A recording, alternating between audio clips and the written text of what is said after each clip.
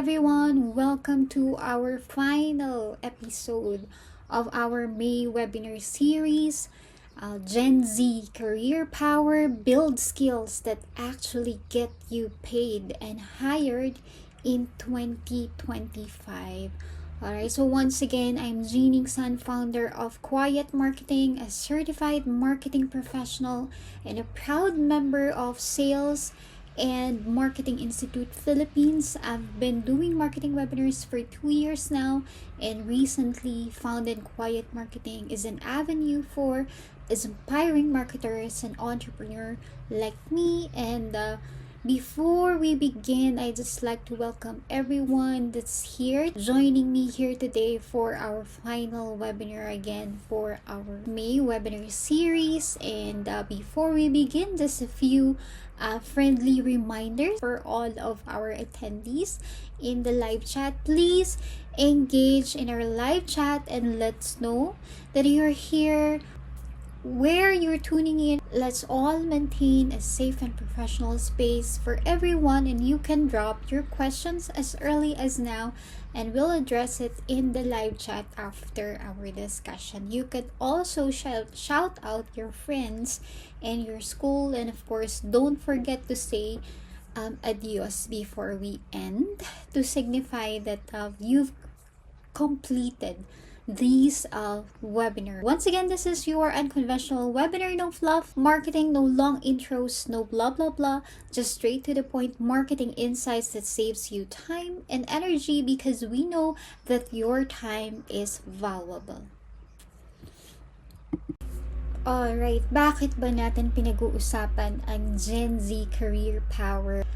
This webinar is actually not about technical skills that you need to know, but more of the soft skills that you need to have as future workforce of this generation. So why this matters is because in 2025, Gen Z faces a rapidly evolving job market where traditional degrees may no longer guarantee employment. And according to a recent report, nearly half of Gen Z daw na mga job seekers believe that their college degrees have been rendered obsolete. Meaning, naging irrelevant na siya sa generation today because of the rise of artificial intelligence. And employers also are increasingly valuing practical skills over formal education, emphasizing the need for adaptability, digital proficiency, and emotional intelligence. Okay, so if you're a Gen Z, let's be real, sa 2025, hindi na sapat ang diploma lang para makahanap ng trabaho. Lalo na yung trabahong gusto mo at may sweldo na maayos. Okay, so half ng Gen Z job seekers ngayon, hindi na nila feel ang value ng degree nila kasi nga AI is changing the game. So, anong hanap ng employers ngayon? Skills, real world, high value, human powered. Kung gusto mong hindi lang basta makahanap ng trabaho, kundi makapiling or makatawad sa sahod at magtagal, you need to build the kind of career power na hindi basta-basta mapapalitan ng AI. So today we're going to break down 5 frameworks that will help you in your future careers after your graduation. So we have 5 areas you need para maging future proof. Okay, so di na natin patatagalin pa. We're going to start already with the first framework, which is the skill framework. Our framework will be comprised of acronyms, okay, and then each of these acronyms has meaning to it. Okay, so let's start with the skill framework. So this framework outlines 5 critical skill areas that Gen Z professionals should develop to thrive in the modern workforce. Beginning with letter S. Letter S in skill framework means self-awareness and emotional intelligence. So, bakit ba ito mahalaga? Emotional intelligence or emotional quotient is crucial for effective collaboration, especially sa hybrid work environments. Kasi hindi na lang palaging on-site ang trabaho natin. Ang new normal ngayon, ang modern work environments ngayon can be hybrid, remote, or on-site. Okay? So, leaders must foster trust and maintain morale, ensuring that human touch isn't lost in AI-driven workplace. So, self-awareness and emotional intelligence, alam mo ba talaga kung paano ka mag-react under pressure? Kaya mo bang mag-handle ng conflict sa group project or remote setup? AI can do tasks, pero EQ is still king sa isang workplace, lalo na sa mga hybrid teams. Okay? So, ang action steps na pwede mong gawin para ma-achieve mo ang pagkakaroon ng self-awareness and emotional intelligence is number 1, practice active listening. Hindi lang para makapag-reply ka agad. And then another thing is also ask for feedback. Kahit masakit minsan, yan ang growth. You can also join organizations or events na nakafocus sa teamwork and soft skills. Okay? So, isa na rin itong webinar natin. It's actually just a short webinar, but it's actually value-packed and will teach you skills that you need to have na hindi lang naka-focus sa technical skills, but this is more actually focused on developing your soft skills. Kasi nga, ito ay isa sa mga hinahanap ng ating mga employers. Ang sabi natin kanina, ang hanap ng employers ay ang human-powered skills. Kasi nga, puro na tayo AI. So, ang isang hinahanap ng mga employers ang pagkakaroon ng human-powered skills, meaning ang kakayanan na uniquely tao lang ang kayang gumawa. Kahit gaano ka-advance ang AI or machine, hindi niya kayang palitan. In short, ito yung mga soft skills at critical thinking skills na kailangan pa rin sa workplace kahit techy na ang mundo. Ano ba ang mga human-powered skills? We have emotional intelligence, leadership, emotional intelligence, marunong makiramdam, makinig at mag-handle ng conflict. Leadership, kaya mong mag-guide ng team at mag-decide under pressure. Creativity, kayang gumawa ng bago, unique at impactful ideas. Creative thinking, hindi lang sunod ng sunod, marunong mag-analyze ng problema. Empathy and communication, marunong makipag-usap, hindi lang basta message, kundi message na tumatagos. So, bakit mahalaga ito? Kasi kahit AI kaya nang gumawa ng report, analyze ng data, or mag-design. So, ang human skills ang nagbibigay ng soul sa ating mga trabaho. Leadership, collaboration, decision-making, and so much more. Kaya kung gusto mong maging irreplaceable, develop skills na hindi kayang gayahin ng AI. And then again, ng mga binanggit nating action steps on how to develop self-awareness and emotional intelligence is to engage in active listening and empathy exercises, seek feedback to understand personal strengths and areas of growth, and participate in workshops focusing on interpersonal skills.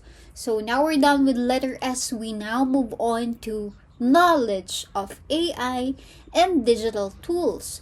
So with AI, automating tasks, understanding and leveraging digital tools becomes essential na ngayon, di ba? Employers expect you to be proficient in these digital tools, including data analysis and automation systems, di ba?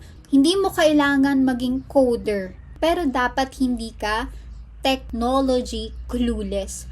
From Canva to ChatGPT, kailangan marunong kang gumamit ng mga basic tools na ito.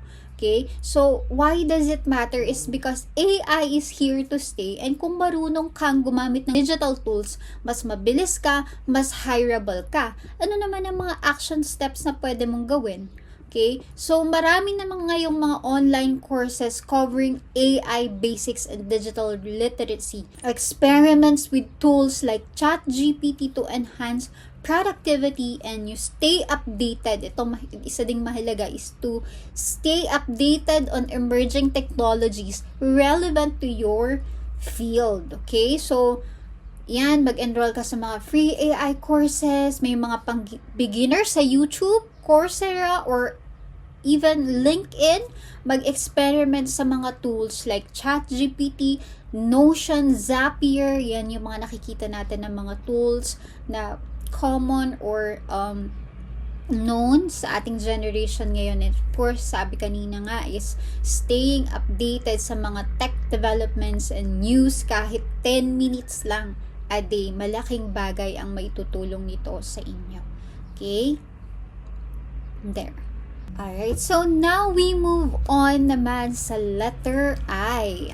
Innovative thinking and problem solving. As AI handles more routine tasks, human creativity and problem solving become invaluable. And employers are now seeking individuals who can think outside the box and generate innovative solutions. So, pag may problema, hindi ka nagpapanik. Naghahanap ka ng solution. And employers want people na hindi lang taga-sunod, kundi taga-isip. Okay? So, kung kaya ng AI ang routine tasks, dapat ikaw ang idea machine. Ano ba yung mga action steps na kailangan natin para ma-develop natin ang innovative thinking and problem solving na yan? Okay, so you engage in brainstorming sessions to tackle hypothetical challenges. Sumali sa mga hackathons or case comps kahit online lang. Sanayin mo ang sarili mong mag-brainstorm sa kakaibang problems. And that's where the challenge is, 'di ba? Also, aralin kung paano mag-solve ng mga case studies, problem solving in various industry. Okay? So you do it and then you adapt. Alright? And next, we also have leadership and communication. Bakit ba ito mahalaga, leadership? Hindi porke baguhan ka lang sa isang workplace environment, kailangan tagasunod ka lang. Kailangan meron ka ding leadership skills. These are critical skills that you need to have kahit na entry level ka pa lamang. Effective communication and leadership are critical, especially in diverse and remote teams. So, emotional intelligence becomes even more critical in hybrid environments. Kaya nga, hindi mo kailangan maging manager agad, pero kailangan marunong kang makipag-usap at mag-lead ng isang team. And leaders are not always the loudest, palagi nating naririnig, pero sila yung clear, mag-decide, marunong makinig at marunong mag-influence to give impact. Okay, so paano mo naman ito gagawin? Ano ang mga action steps? You can do volunteers as a group leader kahit sa school project pa lang yan. Kung hindi ka pa graduate, student ka pa lang ngayon. Because most of our attendees, our registrants are actually students. So, improve your public speaking sa mga organizations or events, especially sa mga business students, entrepreneurs. Yan ay isang number one skills na kailangang meron ka, ang public speaking, because later on in life you will need this skill para magtagumpay. Okay, so practice giving feedback, hindi lang puro okay lang. You need to practice to share your voice. what you want to impart in a specific project. Okay? So, hindi lang tayo palaging tahimik.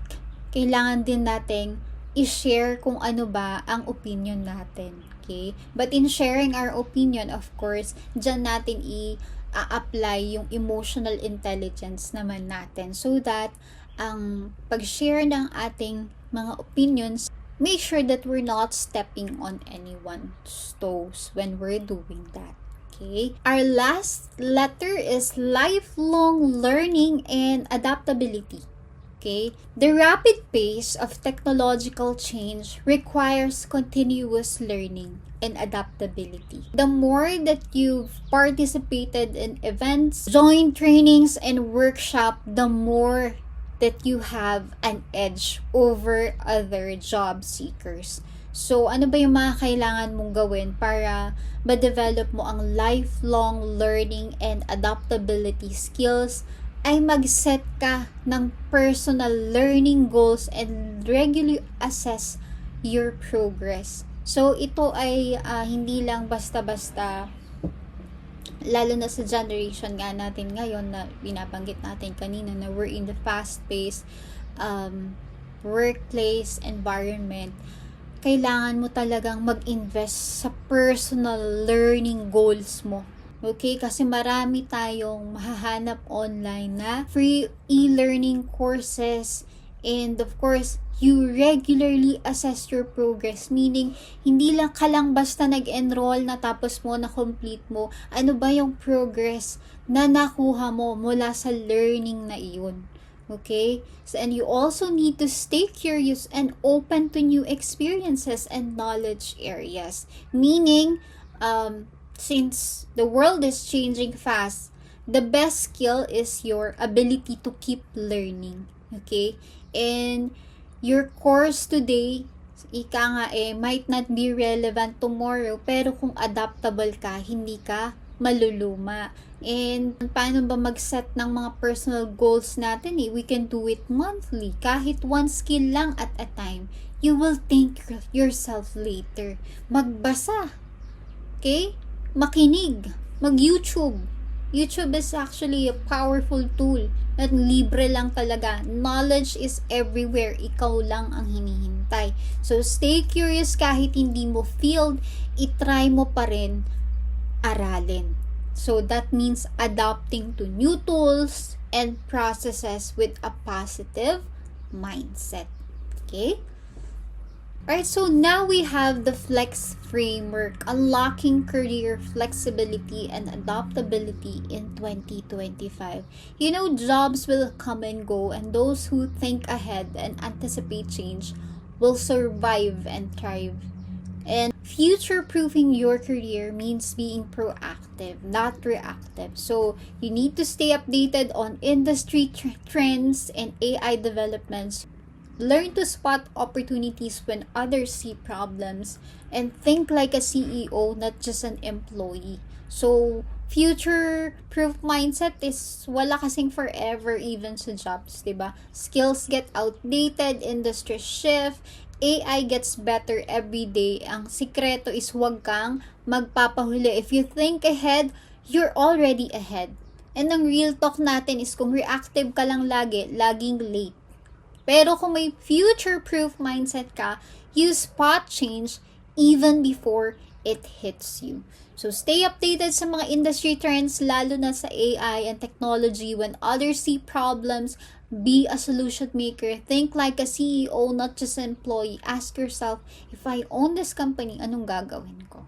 Okay? And then we also have leveraging digital tools. Using technology isn't optional. It's survival, and digital literacy is now a basic job skill, not a bonus. Kaya naman, you need to master platforms like Canva, Notion, AI assistants, automate your simple tasks to save you hours weekly, and build your personal system for managing work and your life digitally. Kasi 2025 na, and digital tools are your survival tools. Hindi na siya nice to have. If you can't use digital tools, mas mapapabilis kang palitan ng AI or mas techy na tao. That's why, again, master tools, automate your systems, automate boring stuffs to save you time, which eventually gains you power, and build your own system to manage life and work. Hindi ka maliligaw sa mga to-do list mo. Now, we also have letter E, which is emotional agility. Ang stress daw and uncertainty are part of the game, and you need emotional flexibility to pivot now, not panic. Okay? So, in order to achieve this, you need to practice mindfulness and emotional regulation. Daily ito ha. Hindi lang pagka naisipan mo. Reframe failures as lessons. Fast.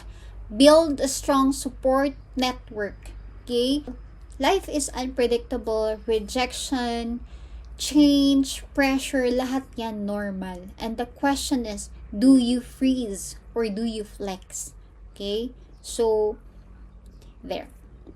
And also, we have X, which is execution power. And why does it matter is because ideas are actually free, ideas are cheap, but execution is the flex. And in a fast-moving world, speed beats perfection. Okay? Everyone has ideas, but only a few can execute. And hindi sapat na ang galing-galing lang. Galing plus gawa equals panalo. Okay? So, set short deadlines, create short deadlines and stick to them. Don't wait for perfect. Just start. And focus on shipping projects, not endlessly tweaking. Kasi wala kang matatapos. Kahit 70% okay na kaysa 100% na never mong natapos. And build a bias for action. Move first, improve later. So, yan ang X natin. Execution is power. Alright? And then we have the grow framework. The grow your market and grow your career. Okay? So, letter G stands for growth, mindset, mastery. Fixed mindset are career killers. Okay? So, you're allowing yourself to stay stagnant if you have a fixed mindset. Whereas growth mindset is about believing you can evolve, not staying stuck. Kung naniniwala kang hanggang dito lang ako, totoo nga, hanggang dyan ka lang. Pero if you believe na skills can be learned and improved, doors will open kahit wala kang perfect resume or diploma. Okay? So, ano naman ang mga action steps na pwede nating gawin? Read books like Mindset by Carol Dweck. Reframe mistakes as feedback, not failure. And seek challenges that stretch you. Okay? So, yung Mindset book na yan by Carol Dweck is para maintindihan mo kung paano ba mabago ang thinking or ang mindset mo. Kapag nagkamali ka naman, don't ask na, bakit ako? Instead, ask, ano ang natutunan ko sa situation na yon or sa experience na yon. Seek challenges na parang nakakatakot. Challenging projects, challenging roles. Dahil dyan ka mag-grow. Discomfort is equals to growth. Okay? Then we have relationship capital. Na naman ang ibig sabihin yan. So, it's not just what you know, it's who knows you. So, strong professional networks open doors. Kaya, minsan, hindi sapat na magaling ka lang, mas malayo ang mararating ng kilala at trusted. Okay? So, career growth is equals to connection plus credibility. It's not just what you know, it's who knows you and what they know you for. E, paano mo naman ipapakita yan? Of course, build your LinkedIn presence. So, number 1 is talagang mag-build ka na ng LinkedIn portfolio mo. You need to be there. You need to be out there. If you're really serious about having a career as early as now, even while you're still young and you don't have an experience, Okay, instead of wasting your time on non-substantial things that will not add value to your life, it's just better to focus on your career, and then later on you will thank yourself. Join online communities, Discord, FB groups, forums related to your interests. Okay? Okay, next we have ownership mentality. Employees follow orders, but leaders take ownership. And companies promote those who act like owners. So, may employee mindset ka, okay naman yan. But you also need to level up, okay? And how can you do that is to treat every task like your name is on it. Kaya nga sa mga hinahandle namin ng mga internships kapag ka meron kaming mga projects or mga assigned tasks kami, I always tell them na ang output mo will reflect on your name. Okay? So, gawin mo na yung best mo para sa output na yan. Kasi ang pangalan mo ang nakasalalay para sa task or project na yan.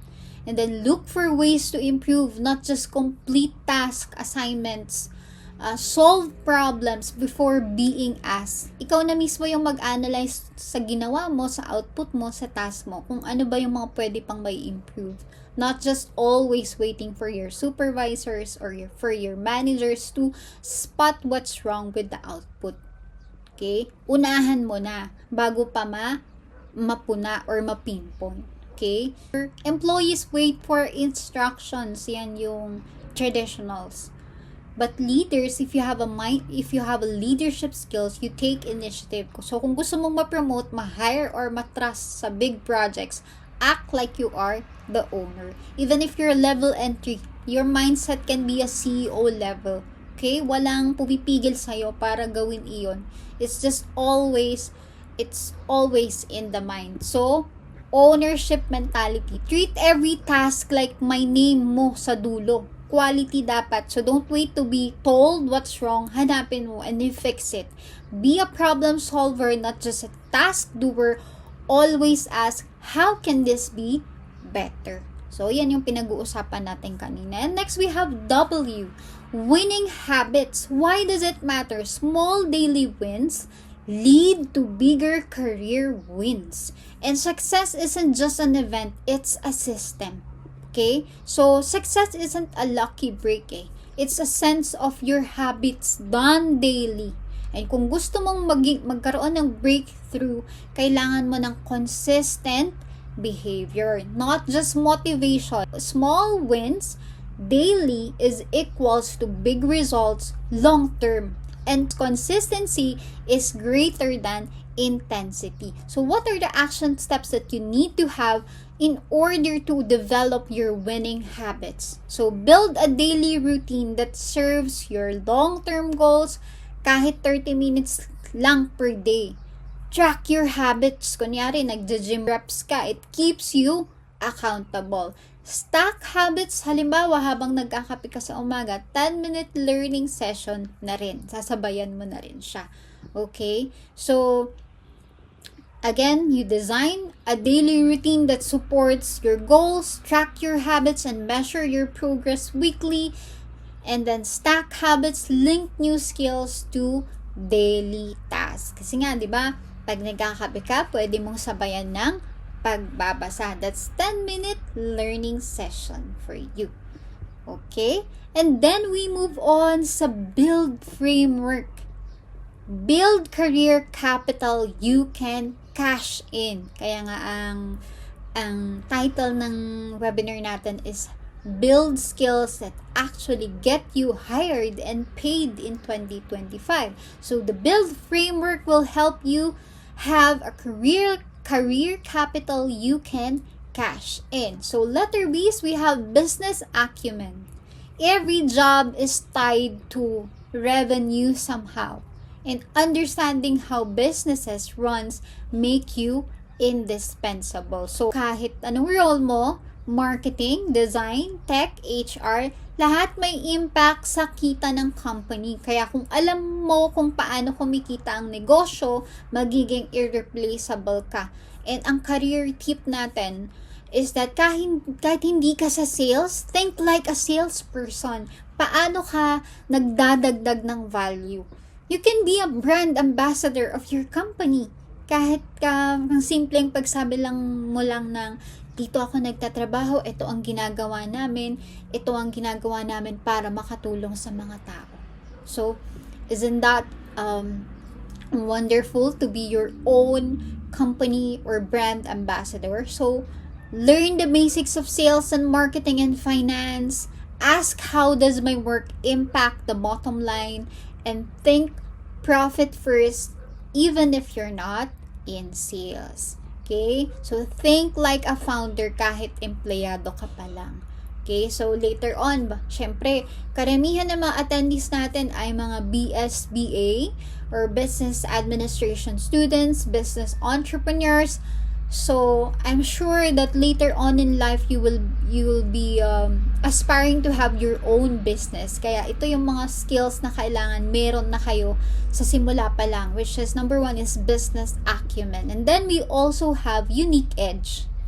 If you sound like everyone else, you lose. Kasi finding and sharpening your unique career edge is number 1. Okay? So, kung pare-pareho lang kayo ng resumes, ng skills, at ng sinasabi, paano ka mag-stand out? Paano ka mapapansin? You need to something that makes you stand out. Your signature skills.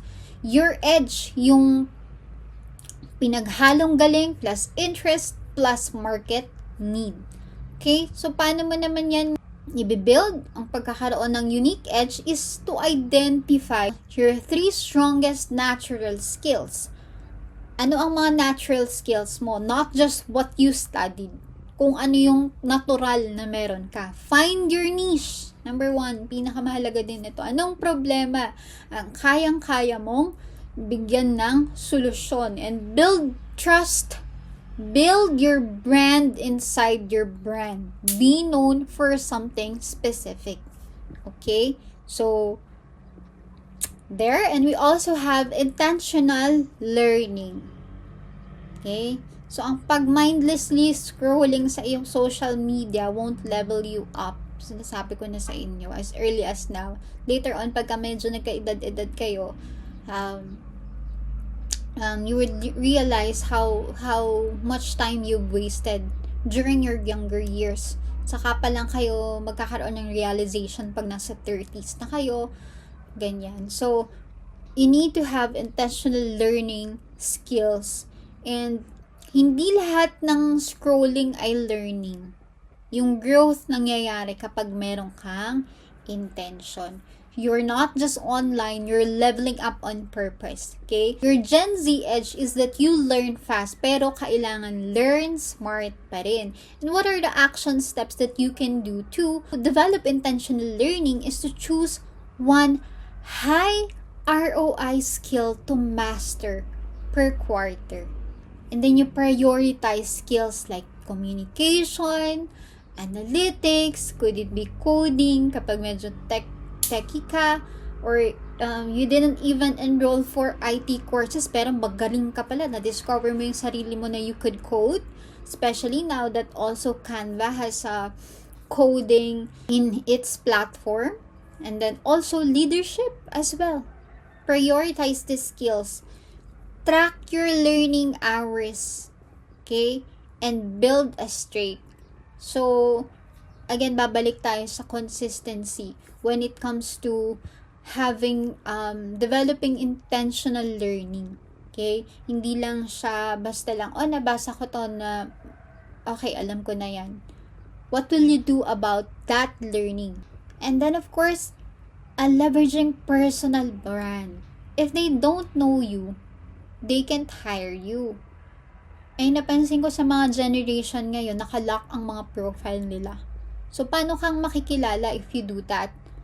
We're aware naman for security purposes din kasi minsan But, of course, personal branding is your career insurance. That's real talk. So, start posting your expertise, your insights, and your project online. Huwag kang magtatago kasi kung nakatago ka, hindi ka mapapansin. So, build your portfolio, LinkedIn post, case studies, position yourself as a go-to person in your niche. Kasi kapag hindi ka nila kilala, hindi ka i-hire. And personal branding isn't vanity it's visibility, it's proof of value. So, kung naka-lock profile ka, people don't hire the best. They hire the best they know. Okay? So, ano ba yung mga pwede mong gawin to develop this skill? So, you start posting your work, your insights, your progress online kahit pa small wins. Create proof. That's why ngayon pa lang dapat binibuild nyo na yung mga portfolio nyo, cases, studies, or LinkedIn content, whatever you have there na ginawa mo during your college years or even after. So, position yourself as a go-to person in your space, in your niche, kahit small pa lang muna. Alright? And then, lastly, we have decision speed. Lagi nating sinasabi na speed wins. Overthinking delays opportunity. Kaya yung mga action takers, they grow faster. And in this 2025, execution speed is a superpower. So, perfect plans don't win, but fast, smart moves do. Kaya naman, yung mga pwede mong gawin para ma-develop mo ang pagkakaroon ng decision speed skills is to practice small decisions daily. Sanayin mo yung utak mo to choose fast. Give yourself real deadlines for big career moves and take calculated risk. Fail fast, learn faster. Okay? And then, of course, lastly, the last framework for building a career power is the ACE framework. So, acing the future by playing smart, not just hard. Okay? So, ano ba ang meron tayo dito? So, A is adapting to AI. Sabi nila palagi, AI isn't coming. It's already here. So, adapt or get automated out. Okay? So, kung hindi ka marunong makisabay, baka ma-replace ka ng someone or something na marunong. So, AI won't take your job, but someone who knows how to use AI might. Yan yung palagi naman nating naririnig. So, you need to learn. Gaya ng mga nabanggit kanina, babalik-balik tayo doon sa learn to use AI tools like ChatGPT. Depende naman sa field mo, pero understand paano ba ina-apply ang AI sa industry mo. Like if it's marketing, if it's tech, if it's HR, etc. And stay updated sa mga AI trends, ethics, and how it impacts jobs. Okay? And let your C is critical thinking first. So, blindly following tech won't save you. Critical thinkers lead the future. So, hindi sapat na marunong kang gumamit ng technology. Kailangan marunong ka rin mag-isip. Critical thinking is your BS detector in a world full of automation. Tech without thinking is equals to blind following. Okay? So, tech plus thinking is equals to leadership. Kaya always ask yourself, why? What if? Is this the best way? And then practice breaking big problems into small, solvable parts. Challenge assumptions, even your own, and be willing to change your mind. Okay?